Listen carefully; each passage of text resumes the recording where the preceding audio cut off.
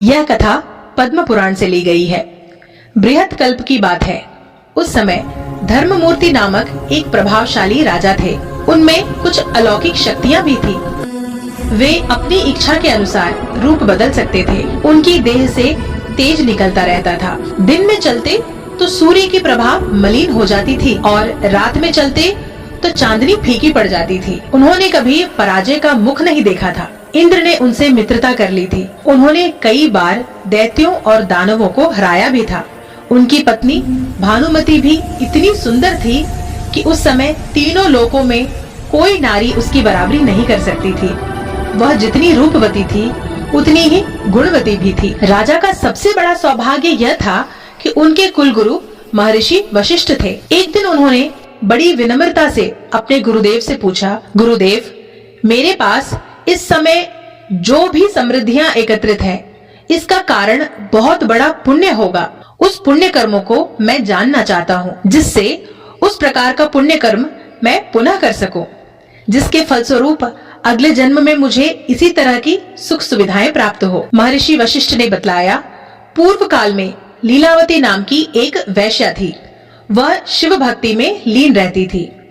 एक बार उसने पुष्कर क्षेत्र में चतुर्दशी के तिथि को लवणाचल यानी कि नमक का पहाड़ दान किया था। उसने सोने का एक वृक्ष भी तैयार करवाया था, जिसमें सोने के फूल और सोने की देवताओं की प्रतिमाएं लगी थी। इस स्वर्ण वृक्ष के निर्माण में तुमने निष्काम भाव से उसकी सहायता की थी। उस समय तुम उस वैश्या के नौकर थे।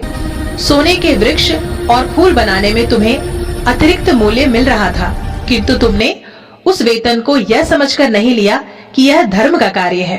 तुम्हारी पत्नी ने उन फूलों और मूर्तियों को तपा तपा कर भली भांति चमकाया था। तुम दोनों आज जो कुछ हो वह केवल उसी श्रमदान का फल है। उस जन्म में तुम्हारे पास पैसे नहीं थे, इसलिए लीलावती की तरह तुमने कोई दान पुण्य नहीं किया था। इस जन्म में तुम राजा हो, अतः अन्न के पहाड़ का विधि विधान के साथ दान करो। जब केवल श्रम दान से तुम 7 द्वीपों के अधिपति हो गए हो और तुम्हारी पत्नी तीनों लोकों में अप्रतिम रूपवती और गुणवती बन गई है, तब इस अन्न के पहाड़ के दान का क्या फल होगा, इसे तुम स्वयं समझ सकते हो।